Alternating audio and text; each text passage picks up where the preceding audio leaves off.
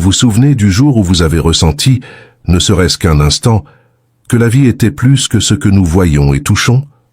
Je ne parle pas d'un moment d'euphorie ou d'une réussite matérielle, mais de ce type de clarté qui touche l'esprit, comme une rafale de vent inattendu, qui ne traverse pas seulement le corps, mais semble balayer l'âme. Peut-être que cela a été bref, peut-être que cela a été ignoré, mais c'est là que l'invisible cherchait à se rendre visible pour vous. Qu'avez-vous fait de cela? L'avez-vous gardé dans le silence du cœur, ou l'avez-vous laissé échapper, distrait par les exigences du monde? Notre problème, et je le dis avec la douleur de celui qui lutte aussi contre ces choses, c'est que nous vivons dans une époque de cœur étouffé. Tout autour de nous crient les préoccupations du travail, le cycle incessant des nouvelles, les murmures d'insécurité et les listes infinies de tâches sont comme une brume qui recouvre la lumière divine. Il y a tant de hâte, tant de bruit, que beaucoup d'entre nous perdent la capacité d'entendre ce doux murmure de l'esprit, le seul son qui peut nous transformer de l'intérieur. Pourquoi, alors, tant d'entre nous restent indifférents à l'invitation de Dieu? Ce n'est pas parce que Dieu est silencieux. Le Seigneur lui-même nous a dit « Mes brebis entendent que ma voix, et je les connais et elles me suivent. » Jean 10, 27. Ce n'est pas Dieu qui se cache de nous, mais c'est nous qui nous cachons de lui. Combien de fois avons-nous entendu quelque chose en nous disant « Lisez la parole » ou « Priez ». Mais avons-nous été rapides à faire taire cette voix avec des excuses? C'est le cri d'une âme qui n'a pas encore appris à s'ouvrir complètement. Un cœur divisé ne verra jamais la plénitude de la lumière de Dieu. Et pourquoi sommes-nous divisés? Pourquoi insistons-nous pour vivre avec un pied dans le royaume et l'autre dans le monde? La réponse réside dans quelque chose de profond et de douloureux. Nous sommes têtus dans notre volonté. La soumission totale nous effraie parce qu'elle exige un sacrifice. Elle exige la mort du moi. Permettez-moi d'être très honnête avec vous. Le cœur humain est le champ de bataille où le royaume de Dieu est élevé ou détruit. Lorsque nous laissons notre cœur être envahi par des intérêts personnels, par des désirs qui contredisent la sainteté de Dieu, alors nous érigeons des barrières que la lumière divine ne peut pénétrer. Ce n'est pas que la lumière soit faible, c'est que notre résistance est forte. C'est pourquoi Jésus a enseigné que nous devons nous renier nous-mêmes, prendre notre croix et le suivre. Ce n'est pas seulement une métaphore, c'est le seul chemin vers la véritable vie spirituelle. Peut-être vous demandez-vous, mais pourquoi cette lutte est-elle si intense? C'est parce que la chair, comme l'a dit Paul, est ennemie de l'esprit. Notre esprit, nos émotions, même notre raisonnement travaillant souvent contre l'œuvre de Dieu en nous. Il cherche le confort, il cherche la sécurité, il cherche la gratification immédiate. Mais l'esprit cherche ce qui est éternel. Par conséquent, lorsque vous vous asseyez pour ouvrir la Bible, sachez que vous ne lisez pas seulement un livre. Vous vous approchez de quelque chose de sacré, de quelque chose de vivant. Les mots sur la page sont « esprit et vie », mais ne se manifesteront que pour ceux qui sont prêts à les recevoir. Cela signifie que, avant d'étudier, nous devons nous préparer. Comment? Avec un cœur soumis. La Bible nous dit « C'est avec le cœur que l'on croit pour être justifié ». Romains 10, 10.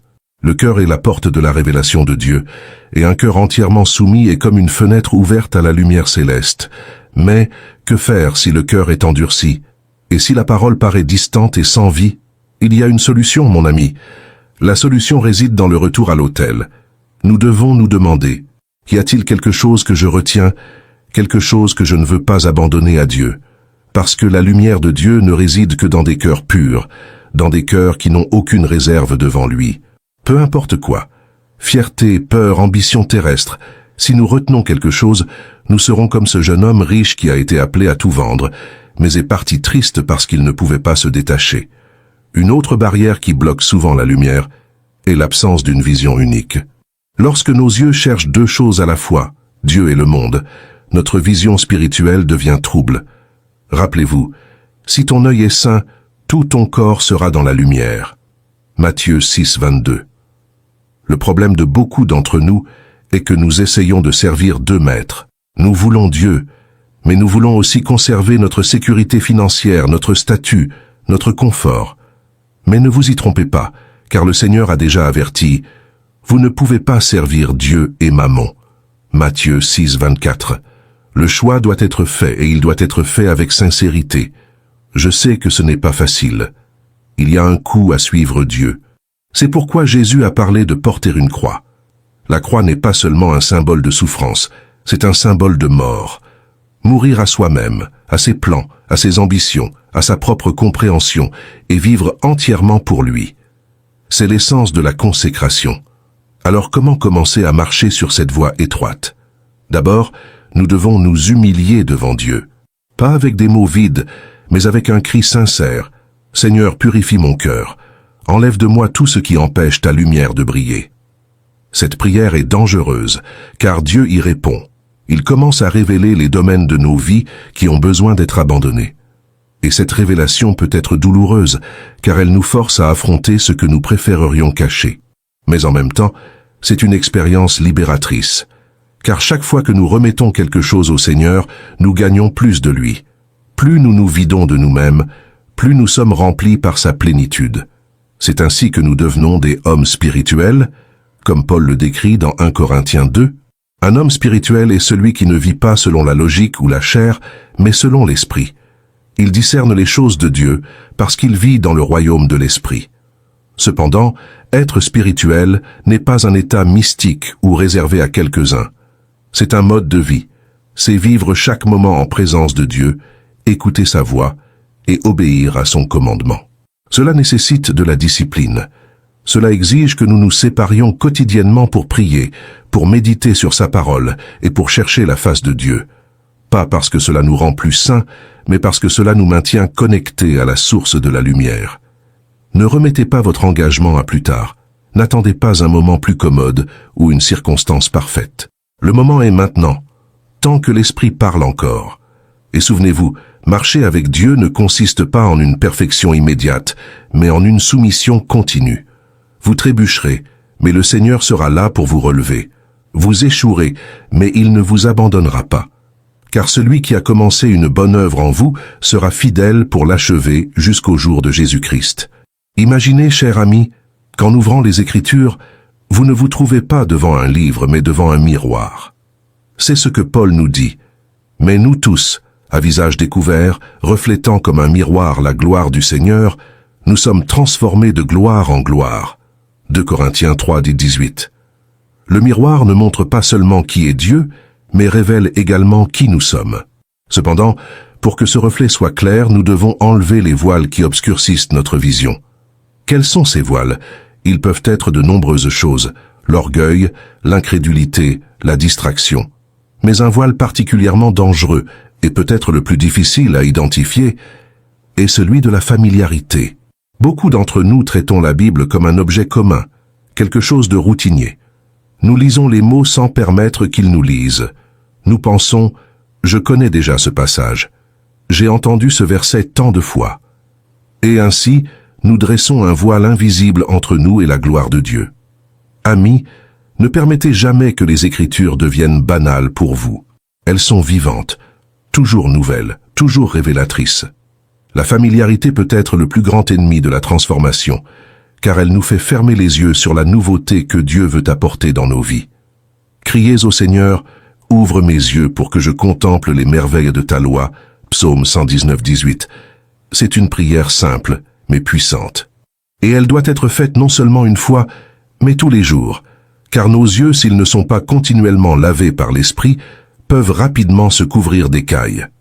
Une autre question que nous devons affronter est notre résistance à la vérité.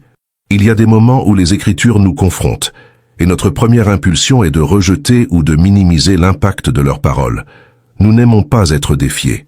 Nous voulons un Dieu qui affirme nos choix, qui caresse notre ego et qui s'ajuste à nos désirs. Mais le Dieu des Écritures n'est pas comme ça. Il est un feu dévorant. Ses paroles pénètrent jusqu'à diviser âme et esprit, jointures et moelles, discernant les pensées et les intentions du cœur. Hébreux 4, 12. Souvenez-vous de ceci, la parole de Dieu n'a jamais été conçue pour nous réconforter dans la chair. Son but est de nous transformer dans l'esprit. Et pour cela, elle doit briser, dépouiller, exposer. Ce processus est douloureux, mais aussi glorieux. C'est ainsi que nous sommes façonnés à l'image du Christ. Et si vous refusez de passer par ce processus, vous resterez stagnant, un croyant infantile, incapables de discerner la nourriture solide que Dieu désire offrir. Vous êtes-vous déjà demandé pourquoi tant de chrétiens restent superficiels? C'est parce qu'ils évitent ce travail profond. Ils vivent en marge de la lumière, se satisfaisant des ombres, mais Dieu nous appelle à entrer dans sa plénitude. Cela exige du courage, car la lumière révèle non seulement la gloire de Dieu, mais aussi les tâches de notre propre âme. Lorsque nous nous approchons de la lumière, nous sommes forcés de faire face à ce que nous préférerions cacher. C'est pourquoi beaucoup se retirent. Mais ceux qui restent dans la lumière, même en ressentant la douleur de l'exposition, expérimentent la purification promise en 1 Jean 1:7. Si nous marchons dans la lumière, comme il est lui-même dans la lumière, nous sommes mutuellement en communion, et le sang de Jésus, son Fils, nous purifie de tout péché. Cher ami, permettez-moi d'être clair. Si vous voulez grandir spirituellement, vous devez apprendre à aimer la lumière. Aimer la parole de Dieu même quand elle fait mal. Aimer le processus de sanctification, même quand il exige que vous abandonniez quelque chose que vous considérez précieux. Aimez le Seigneur par-dessus tout, et vous verrez comment il ouvrira vos yeux aux richesses insondables de sa gloire.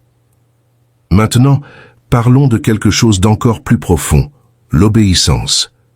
Il ne suffit pas d'entendre la parole, il faut la mettre en pratique. Jésus nous a raconté l'histoire de 2 hommes qui ont construit des maisons, l'un sur le roc et l'autre sur le sable. Tous 2 ont entendu la même parole, mais un seul l'a mise en pratique. Quel a été le résultat? Lorsque la tempête est venue, la maison de l'homme qui n'a pas obéi s'est effondrée, tandis que celle de l'homme obéissant est restée ferme. Matthieu 7, 24, 27. Combien de fois lisons-nous la parole et ressentons-nous l'appel de Dieu, mais hésitons-nous? Nous rationalisons, nous reportons, nous cherchons des excuses. Peut-être que demain j'obéirai, nous disons-nous. Mais chaque acte de désobéissance endurcit notre cœur et éteint un peu de la lumière que nous avons reçue. En revanche, chaque acte d'obéissance, si simple soit-il, renforce notre foi et nous mène à une compréhension plus profonde de Dieu. Rappelez-vous ce que Jésus a dit dans Jean 14, 21. « Celui qui a mes commandements et qui les garde, c'est celui-là qui m'aime. Et celui qui m'aime sera aimé de mon Père, et je l'aimerai aussi et je me manifesterai à lui. » Voyez-vous la connexion? La manifestation du Christ dans nos vies est directement liée à notre obéissance. Si vous voulez faire l'expérience de la présence vivante de Jésus, commencez à obéir à ce que vous savez déjà être la volonté de Dieu. Ne vous attendez pas à de grandes révélations. Obéissez dans les petites choses, et il vous confiera davantage. Cependant, il y a un danger ici. Certains essaient d'obéir par leur propre force, sans dépendre de l'esprit. Cela conduit à l'épuisement spirituel et, éventuellement, à l'échec. La véritable obéissance n'est possible que lorsque nous sommes remplis du Saint-Esprit. Il est la puissance qui agit en nous, nous permettant de faire ce qui serait impossible par nous-mêmes. C'est pourquoi n'essayez jamais d'obéir sans vous rendre d'abord à l'Esprit. Demandez-lui de vous remplir, de vous guider, de vous donner la capacité. Et vous découvrirez que l'obéissance, loin d'être un fardeau, devient une joie. Je veux parler de l'importance de la communion. La marche chrétienne n'a jamais été destinée à être solitaire. Nous avons besoin les uns des autres. Nous avons besoin de personnes qui nous exhortent, qui nous encouragent, qui nous aident à voir ce que nous ne pouvons pas voir seuls. L'auteur des Hébreux nous rappelle « Veillons les uns sur les autres pour nous inciter à l'amour et aux bonnes œuvres. N'abandonnons pas notre assemblée, comme c'est la coutume de quelques-uns, mais exhortons-nous mutuellement, et d'autant plus que vous voyez le jour s'approcher. » Hébreux 10, 24, 25. Combien de chrétiens aujourd'hui négligeant cette vérité? Ils vivent isolés, essayant de nourrir leurs âmes uniquement avec des prédications en ligne ou des lectures solitaires. Mais cela ne sera jamais suffisant. La communion avec d'autres croyants est l'une des manières les plus puissantes par lesquelles Dieu nous parle et nous façonne. Lorsque nous sommes en communion, nous sommes mis au défi, nous sommes consolés, nous sommes fortifiés. Et plus important encore, nous sommes rappelés que nous ne sommes pas le centre de l'univers, Christ l'est. Par conséquent, je vous pose la question. Qui sont les personnes qui marchent à vos côtés? Qui connaît vos luttes, vos peurs, vos espoirs? Qui prie pour vous, qui vous exhorte, qui vous encourage? Si vous n'avez pas ces relations, demandez à Dieu de vous montrer où les trouver. Ne restez pas en attendant qu'elles viennent à vous. Faites le premier pas. Trouvez une communauté de foi où la parole de Dieu est honorée et vécue, et investissez dans ces connexions. Car c'est dans la communion que le corps du Christ devient vivant, et c'est dans la communion que nous trouvons la force de persévérer. La marche spirituelle ne concerne pas la vitesse, mais la constance. Ne vous inquiétez pas de savoir à quelle distance vous êtes ou à quel point le progrès semble lent. Ce qui importe, c'est que vous marchez, pas à pas, dans la bonne direction. Dieu est fidèle, et il complétera la bonne œuvre qu'il a commencée en vous. Que la lumière de sa parole continue de briller dans votre cœur, illuminant votre chemin et vous transformant de gloire en gloire. Que vous ne perdiez jamais le désir de connaître plus de Dieu, d'expérimenter plus sa présence, de vivre pleinement pour sa gloire, et qu'à la fin de tout, vous puissiez regarder en arrière et dire avec confiance « J'ai combattu le bon combat, j'ai achevé la course, j'ai gardé la foi. » 2 Timothée 4:7. Je veux que vous vous rappeliez quelque chose d'essentiel. Le Dieu qui a commencé cette œuvre en vous n'est pas seulement un initiateur, mais aussi un acheveur. Il n'abandonne pas ce qu'il a commencé. Souvent, la marche chrétienne semble pleine de pauses et de faux pas. Il semble que nous tournons en rond, luttant avec les mêmes péchés, les mêmes doutes, les mêmes peurs. Il est facile de se décourager, facile de penser que nous ne progressons peut-être pas. Mais écoutez, ce n'est pas votre performance qui garantit la fin de l'œuvre, c'est la fidélité de Dieu. Philippiens 1:6 nous assure que celui qui a commencé en vous cette bonne œuvre la poursuivra jusqu'à son terme pour le jour du Christ Jésus. Mais notez bien, cette œuvre est la sienne. Il est en train de construire quelque chose en vous, quelque chose qui dépasse ce que vous pouvez imaginer ou comprendre. Ne jugez pas vos progrès selon les normes humaines, car ce que Dieu forme en vous n'est pas visible aux yeux mortels. Il est en train de modeler le Christ en vous. Telle est la visée, et il ne se reposera pas tant que vous ne refléterez pas pleinement l'image du Fils. Mais je veux aller encore plus loin, et rendre cela encore plus pratique, quelque chose qui touche notre quotidien. Parce que, voyez-vous, il ne suffit pas que vous sachiez ces vérités dans votre esprit. La vie chrétienne ne se vit pas dans le cadre théorique. C'est sur le terrain de la vie, dans les défis du quotidien, que ces vérités doivent prendre forme. Je veux que vous réfléchissiez avec moi. Comment cette confiance en l'œuvre de Dieu doit-elle transformer la manière dont vous vivez aujourd'hui? Premièrement, cela signifie que vous devez arrêter d'essayer de tout faire par vos propres forces. Combien de fois vous réveillez-vous le matin en sentant déjà le poids de la journée à venir? Il y a des factures à payer, des délais à respecter, des relations à gérer. Et au milieu de tout cela, vous essayez encore de maintenir votre vie spirituelle en ordre, en essayant d'être fidèle, mais en vous sentant constamment insuffisant. Je sais ce que c'est. C'est comme être dans une mer agitée, essayant de garder la tête hors de l'eau, mais sentant qu'à tout moment vous allez couler. C'est le moment où vous devez écouter la voix du Seigneur disant « Venez à moi, vous tous qui êtes fatigués et chargés, et je vous donnerai du repos. » Matthieu 11:28. Ce n'est pas seulement une promesse pour le jour de votre conversion, c'est une invitation quotidienne. Jésus dit que vous n'êtes pas fait pour porter seul le fardeau de votre vie. Il est ici, prêt à partager le poids, prêt à prendre les rênes. Mais pour cela, vous devez faire quelque chose d'incroyablement difficile pour le cœur humain. Vous devez céder le contrôle. Vous devez arrêter d'essayer de tout résoudre seul. Arrêtez d'agir comme si c'était votre responsabilité de maintenir l'univers en ordre. Dieu est aux commandes, pas vous. Il est souverain, et sa souveraineté n'est pas limitée à ce qui est grand et évident. Elle s'étend aux moindres détails de votre vie. Il connaît vos besoins avant même que vous ne les demandiez. Il voit vos larmes quand personne d'autre ne regarde. Il comprend les peurs que vous n'osez pas confesser. Et il prend soin de vous. Cela m'amène à une deuxième application pratique. Vous devez apprendre à faire confiance. Je ne parle pas d'une confiance passive, qui attend simplement que les choses se passent. Je parle d'une confiance active qui se manifeste par l'obéissance. Quand Dieu vous appelle à faire quelque chose, il ne vous demande pas de faire confiance à vos propres capacités, il vous demande de lui faire confiance. Pensez à Abraham, appelé à quitter sa terre et sa parenté pour aller à un endroit qu'il ne connaissait même pas. Il a obéi car il avait confiance en Dieu. Et vous, que vous demande de faire Dieu? Peut-être est-ce quelque chose de petit, comme consacrer plus de temps à la prière ou réserver un moment de la journée pour méditer sur la parole.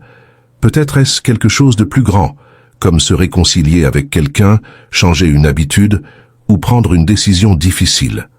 Quoi qu'il en soit, la question est, avez-vous confiance que Dieu sait ce qu'il fait? Avez-vous confiance qu'il est bon et que ses plans pour vous sont meilleurs que tout ce que vous pourriez planifier pour vous-même? Mais il y a plus. Faire confiance à Dieu signifie aussi être prêt à vivre dans la lumière. La lumière de Dieu est puissante, mais elle peut aussi être inconfortable. Lorsqu'elle brille, elle expose les choses que nous préférerions garder cachées. Et c'est ici que beaucoup d'entre nous reculent. Nous ne voulons pas traiter avec le péché qui habite encore en nous.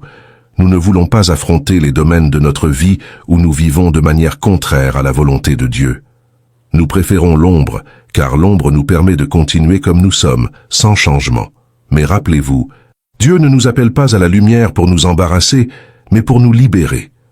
Lorsque vous apportez vos péchés, vos faiblesses, vos peurs à la lumière, quelque chose de merveilleux se produit. La grâce de Dieu entre, le sang de Jésus purifie, et vous expérimentez la liberté qui ne peut être trouvée que dans la confession et le repentir. 1 Jean 1:9 nous promet, « Si nous confessons nos péchés, il est fidèle et juste pour nous pardonner nos péchés et nous purifier de toute injustice. » Donc, ne fuyez pas la lumière. Soyez honnête avec Dieu et avec vous-même. Et, si nécessaire, soyez honnête avec d'autres frères en Christ qui peuvent marcher à vos côtés. La véritable communion n'est possible que lorsque nous vivons dans la lumière. Et tandis que vous marchez dans ce voyage, je veux vous rappeler quelque chose de très important. La transformation est un processus. Oui, Dieu peut effectuer des changements instantanés dans nos vies, mais généralement, il choisit de travailler progressivement. Comme un agriculteur qui plante une graine et attend patiemment la récolte, Dieu cultive quelque chose en vous. Et cela demande du temps. Peut-être que vous regardez votre vie et pensez « Je suis encore si loin de là où je devrais être ». Mais rappelez-vous, Dieu ne demande pas une perfection instantanée. Il demande de la fidélité. Continuez à chercher, continuez à prier, continuez à obéir. Et peu à peu, vous verrez les fruits de l'esprit commencer à fleurir dans votre vie. L'amour, la joie, la paix, la patience, la bonté, la bienveillance, la fidélité, la douceur, la maîtrise de soi, ce ne sont pas seulement des idéaux inaccessibles, ce sont ce que Dieu forme en vous. Et comment cela se produit-il? Par la permanence en Christ. Jésus nous a dit « Je suis la vigne, vous êtes les sarments. Si quelqu'un demeure en moi et que je demeure en lui, il portera beaucoup de fruits, car sans moi vous ne pouvez rien faire. » Jean 15:5. Demeurer en Christ signifie vivre en communion constante avec lui, dépendre de lui pour tout, permettre à sa vie de couler à travers vous. Et lorsque cela se produit, les fruits apparaissent naturellement. Ce n'est pas quelque chose que vous forcez, c'est quelque chose que Dieu fait en vous. Peut-être que vous avez entendu ces mots et ressenti un poids dans votre cœur. Peut-être que vous avez pris conscience de domaines de votre vie qui n'ont pas encore été consacrés à Dieu. Peut-être que vous luttez avec des doutes, des peurs ou le sentiment de ne jamais être assez bon. Je veux que vous sachiez cela. Dieu ne demande pas votre perfection. Il demande votre reddition. Rendez-vous à lui complètement. Faites-lui confiance de tout votre cœur. Abandonnez vos propres plans, vos propres désirs, vos propres forces. Permettez-lui d'être le Seigneur, non seulement en parole, mais dans chaque aspect de votre vie. Parce qu'à la fin, la vraie vie, la vraie paix, la vraie joie ne se trouvent que lorsque nous sommes complètement livrés à lui. Et rappelez-vous, le Dieu qui a commencé cette œuvre en vous est fidèle. Il ne s'arrêtera pas tant que vous ne serez pas devant lui, complet, transformé, rempli de sa gloire. Que cette pensée vous remplisse d'espoir et vous pousse à continuer, jour après jour, à marcher sur ce chemin de foi. Ah, quelle est merveilleuse la vérité que nous sommes œuvre de Dieu. Non pas quelque chose en construction par nos mains fragiles, mais quelque chose en train d'être façonné par les mains parfaites du Créateur. Vous le ressentez? Pouvez-vous percevoir que même dans les jours les plus sombres, lorsque tout semble être un chaos, Dieu est en train de travailler. Le potier n'abandonne pas l'argile sur le tour. Il ne se hâte pas, mais il ne se lasse pas non plus. Il a en tête le vase parfait qu'il souhaite former et ses mains ne se trompent jamais. La grande question pour nous, pendant que nous sommes sur le tour, est la suivante. Allons-nous nous livrer à son toucher ou allons-nous résister? Résister est la tendance naturelle de notre cœur. Nous sommes faits de chair et la chair lutte toujours contre l'esprit. Notre esprit, si habitué à calculer, doute. Notre cœur, si facilement blessé, recule. Et pourtant, le plus grand obstacle au progrès spirituel n'est pas la faiblesse que nous ressentons, mais l'orgueil que nous cachons. Car l'orgueil nous convainc que nous savons assez, que nous pouvons gérer la vie seuls, que peut-être nous n'avons pas tant besoin du toucher du potier. Mais la parole nous exhorte. Dieu résiste aux orgueilleux, mais il donne sa grâce aux humbles. Jacques 4,6. Vous comprenez ce que cela signifie? Lorsque nous sommes orgueilleux, nous ne résistons pas seulement à Dieu, mais nous nous plaçons dans une position où il ne peut pas nous aider. Sa grâce coule comme un fleuve, mais n'atteint que ceux qui se courbent pour la recevoir. Imaginez un moment. Et si vous vous abandonniez vraiment? Sans réserve, sans condition, mais entièrement. Et si vous disiez, « Seigneur, fais en moi ce que tu veux ». Ne pensez pas que Dieu est intéressé à vous punir ou à vous humilier. Le cœur de Dieu est rempli d'amour, et tout ce qu'il fait a un seul objectif, vous transformer à l'image du Christ. Mais la transformation exige la reddition. Elle exige que nous mettions de côté nos propres plans, nos propres idées de ce que la vie devrait être, et que nous fassions pleinement confiance au fait que les voies de Dieu sont plus élevées que les nôtres. Je sais, cela semble effrayant. Comment faire confiance à quelque chose que vous ne voyez pas complètement? Comment tout abandonner alors que vous ne savez pas exactement ce que Dieu fera?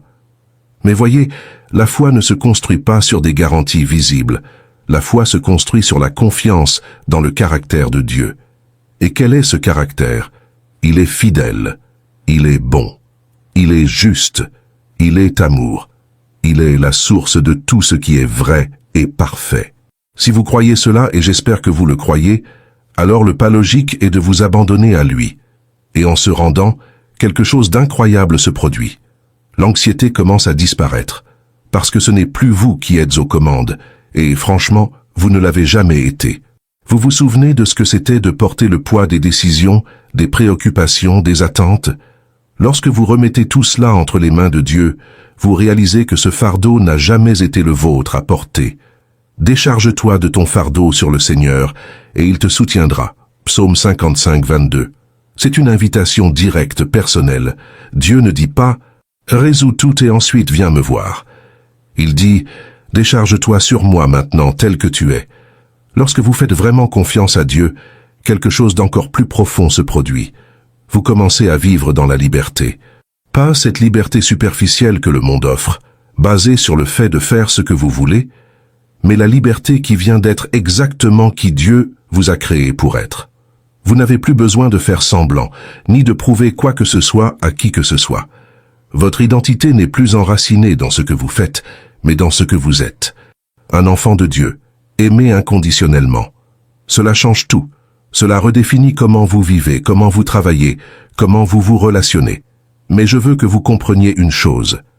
Vivre dans cette liberté et cette reddition ne signifie pas que vous ne rencontrerez jamais de difficultés. Au contraire, le chemin de la croix implique toujours des défis. Cependant, maintenant, vous les affrontez avec une nouvelle perspective. Lorsque les problèmes surviennent, et ils surviendront, vous savez que vous n'êtes pas seul. Vous savez que Dieu est souverain, et que même les luttes ont un but. Comme Paul l'a dit dans Romains 8, 28, nous savons que toute chose concourt au bien de ceux qui aiment Dieu, de ceux qui sont appelés selon son dessein. Ces paroles ne sont pas une consolation vide. Elles sont un rocher solide pour les moments où tout autour de vous semble s'effondrer. Car voyez-vous, Dieu ne se contente pas de permettre les difficultés. Il les utilise. Il transforme les tribulations en outils pour modeler votre caractère, pour renforcer votre foi, pour vous rapprocher de lui. Il n'y a rien, absolument rien, qui soit hors de portée du pouvoir rédempteur de Dieu. Même vos échecs, vos erreurs, vos défaites. Il prend tout cela et l'utilise pour votre bien et pour sa gloire. Et voici quelque chose que vous devez vous rappeler. Dieu n'est pas pressé. Nous, oui. Nous voulons des résultats immédiats. Nous voulons des progrès visibles. Nous voulons des réponses maintenant. Mais Dieu travaille au rythme de l'éternité. Il voit le tableau dans son ensemble. Il sait exactement combien de temps vous avez besoin à chaque étape du processus. Donc, ne vous découragez pas si le progrès semble lent. Ne renoncez pas si les fruits tardent à apparaître. Ce qui importe, c'est de rester dans la vigne, de rester en Christ, de rester fidèle. Il travaille, même quand vous ne pouvez pas le voir. Et à mesure que vous continuez ce chemin, quelque chose de merveilleux commence à se produire. Vous devenez une source de vie pour les autres. Cela fait partie du plan de Dieu pour vous. Il ne s'agit pas seulement de votre transformation personnelle, mais aussi de la manière dont cette transformation impacte le monde autour de vous. Jésus a dit « Celui qui croit en moi, des fleuves d'eau vive couleront de son sein. » Jean 7, 38. Vous réalisez ce que cela signifie? Dieu ne veut pas seulement travailler en vous, il veut travailler à travers vous. Il veut que vous soyez un canal de bénédiction, un reflet de sa grâce, un témoin de son amour. Et comment cela se passe-t-il? Non par l'effort humain, mais par le débordement de la vie de Dieu en vous. Quand vous êtes rempli de l'Esprit, vous n'avez pas besoin de forcer quoi que ce soit. Vos paroles, vos actions, même votre présence, commencent à impacter ceux qui vous entourent. Ce n'est pas parce que vous êtes spécial, mais parce que Dieu l'est, et il a choisi d'habiter en vous. C'est pourquoi vous ne pouvez pas vous contenter d'une vie médiocre, d'une foi superficielle. Le monde a soif de quelque chose de réel, de vrai. Et Dieu veut vous utiliser pour montrer cette vérité. Maintenant, mon ami, je veux conclure avec un défi, mais aussi avec une promesse. Le défi est simple mais profond. Faites entièrement confiance à Dieu. Abandonnez-vous à lui. Permettez-lui d'être le Seigneur de chaque partie de votre vie. Ce n'est pas facile, je le sais, mais c'est le seul chemin vers la vraie vie, vers la vraie paix, vers la vraie joie. Et la promesse? La voici. Dieu ne vous fera jamais défaut. Il ne vous abandonnera jamais, ne renoncera jamais à vous. Il est le même hier, aujourd'hui et pour toujours. Il est fidèle pour achever l'œuvre qu'il a commencée. Et à la fin, quand vous serez devant lui, vous verrez que chaque moment d'abandon, chaque pas de foi, chaque acte d'obéissance en valait la peine. Vous verrez la gloire de Dieu dans sa plénitude, et vous saurez sans l'ombre d'un doute que tout était pour votre bien et pour sa gloire. Que le Seigneur vous guide, vous fortifie et vous transforme, et que vous, en marchant avec lui, deveniez un témoignage vivant de sa puissance et de son amour. Partagez cette vidéo bénie pour qu'elle puisse toucher et aider les autres comme vous et moi. Voulez-vous approfondir encore plus la foi et la prière? Téléchargez dès aujourd'hui notre e-book exclusif sur la façon de renforcer votre spiritualité. Le lien est dans les commentaires ci-dessous. N'oubliez pas de cliquer sur le bouton s'abonner si ce n'est pas déjà fait. Merci beaucoup du fond du cœur de faire partie de notre communauté confessionnelle. Si vous souhaitez soutenir un peu plus notre chaîne, pensez à devenir membre de notre chaîne. Je laisse ici 2 autres vidéos pour que vous puissiez continuer votre recherche spirituelle et votre croissance dans la foi. Merci et que Dieu vous bénisse tous. À plus tard.